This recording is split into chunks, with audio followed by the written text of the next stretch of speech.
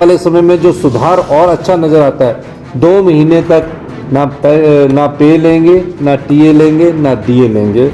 और यही इतना ही कहना चाहूंगा। उस वक्त हम वॉकआउट पे बाहर थे, मुझे मालूम नहीं सत्र के अंदर, सदन के अंदर किस प्रकार से वो रखा, मैं पहले उसको पढ़ लूंगा, फिर जानकारी ले लूंगा। लेकिन जो मुझे जानकारी मिली है वो जानकारी ये मिली है कि सिर्फ 2 महीने के लिए डेफर करेंगे, यानी कि 2 महीने के बाद लेंगे, 2 महीने तक नहीं लेंगे, यही बात कही है।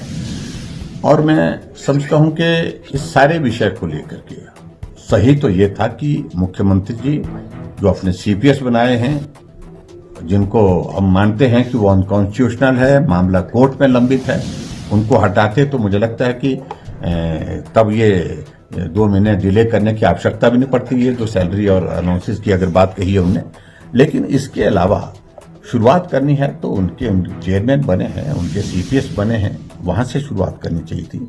मैं उन सारी चीज को लेकर के ज्यादा भी कहना नहीं चाहता, मैं थोड़ा सा अध्ययन कर लूंगा क्या उनने उसमें लिखा है, क्या उनने बात कही है।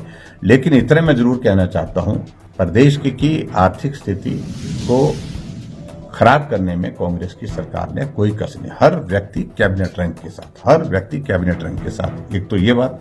और दूसरी बात, जहां प्रयत्न इस दिशा में होने चाहिए, जैसे आज एक्साइज को लेकर के उन्हें बहुत बड़ा शोर करने की कोशिश की। हकीकत बताइए, सच्चाई बताइए, सच्चाई क्या है? हकीकत यह है कि जो हमारा लास्ट फाइनेंशियल ईयर था जिसमें मैं मुख्यमंत्री था, उस वक्त इंक्रीज 23%, 23 पॉइंट कुछ हुई है उस वक्त इंक्रीज।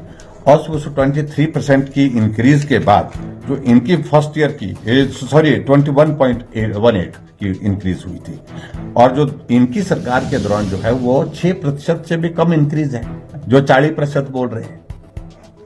ये झूठ बोल करके क्यों गुमराह करने, क्यों मालूम नहीं पड़ता कि सबको अगर इतना रेवेन्यू ने इकट्ठा किया तो आज मालूम ये स्थिति नहीं होती। लेकिन हकीकत तो ये है हिमाचल प्रदेश में कि ये सरकार सत्य बोलती नहीं है, आंकड़ों को छुपाती है, झूठ बोल करके सत्ता में आई है, झूठ बोल करके हमेशा मैं कहता हूं कि सत्ता चलाना चाह रही है। लेकिन हकीकत यह है कि एक्साइज पॉलिसी में बहुत बड़ा गड़बड़ हुआ है, बहुत बड़ा घोटाला है। ये बहुत बड़ा घोटाला इसलिए है क्योंकि छोटी यूनिट बंद करके बड़े बड़े ठेकेदारों को लाभ लेने के लिए उन्होंने योजना बनाई और उनके साथ बैठ करके रेट भी तय कर दिए। ऐसे कैसे होता है कि बिडिंग में 10,000 15,000 का फर्क हो? जो रिजर्व प्राइस रखी गई थी, 5 स्थान तो हिमाचल में ऐसे हैं जहां पर रिजर्व प्राइस से भी कम पैसा जो है पैसे पर बिडिंग हुई है। और मेरा तो मानना है कि अगर रिजर्व प्राइस से कम होती तो बिडिंग वो कैंसिल होनी चाहिए थी, फ्रेश बिडिंग होनी चाहिए थी वहां पर। एक्सेप्ट क्यों की? और उसके बाद पूछे कि ऊना की अगर बात करें, ऊना की बात कह रहे हैं कि वहां पर हमने 6 बार 7 बार जो है उसमें बिडिंग की, और उसके बाद ऊना में बिडिंग को जानबूझ करके प्रभावित किया क्योंकि किसी एक व्यक्ति विशेष को वहां पर उसका लाभ देना था।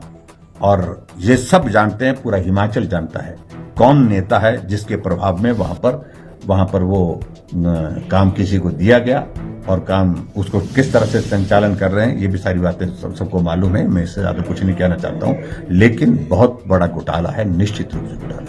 कर्मचारियों को नोटिस थमा दिए, कर्मचारियों को नोटिस थमा दिए गए, उन्होंने आवाज उठाई, क्या उसी का ही ये नतीजा है कि 2 महीनों के लिए? एकदम उनको ऐसा नहीं जाना चाहिए। कर्मचारी अपनी मांगों को लेकर के अपनी बात कहते रहते हैं, लेकिन यहां तो अभी बात कही ही थी।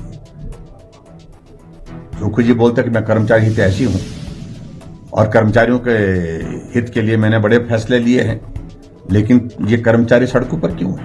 ये बहुत बड़ा प्रश्न है। और 2 साल का कार्यकाल अभी पूरा हुआ नहीं, 2 साल के कार्यकाल से पहले कर्मचारी सड़क पर है क्योंकि उनकी सैलरी समय पर कई जगह नहीं मिल रही है, कई जगह उनका जो डीए तो बिल्कुल ही नहीं मिला अभी तक, मेडिकल अलाउंसेस जिनके अभी तक नहीं मिले। ऐसे बहुत सारी चीजों को लेकर के इन्होंने बहुत सारी बातें कही है। मैं सिर्फ इतना ही कहना चाह रहा हूं इस सारे विषय को लेकर के कि मुख्यमंत्री जी कर्मचारियों की बातों को सुने, बजाय उनको इस प्रकार से नोटिस देने के बजाय पहले मुझे लगता कि वार्ता की आवश्यकता थी, चर्चा की आवश्यकता थी, और उसके बाद फिर आगे की चीजें आगे होती हैं। और लोकतंत्र में अपनी बात कहने का अधिकार सबको है।